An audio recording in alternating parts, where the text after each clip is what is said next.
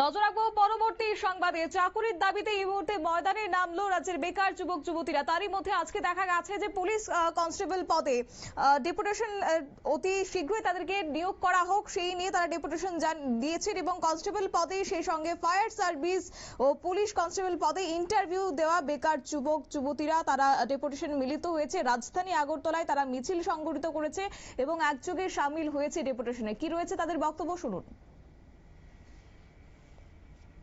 2024 সালে সবকিছু আমাদের কমপ্লিট হয়।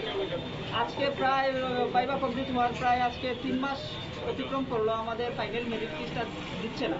আমাদের সাথে শুরু করে দেখেন স্যার, এসএসসি-জিডি প্রায় 3 বার কমপ্লিট হওয়ার পথে। এসএসসি-জিডি তো আমরা যারা এইজ ওভার হয়েছে আমাদের একটা টেনশন যে টিপিএসসি যেহেতু রিটেন এক্সামের পরে 15 হতে 20 দিনের মধ্যে ফাইনাল মেরিট লিস্ট দিয়ে দেয়, তো আমাদেরটা এখনো দিচ্ছে না।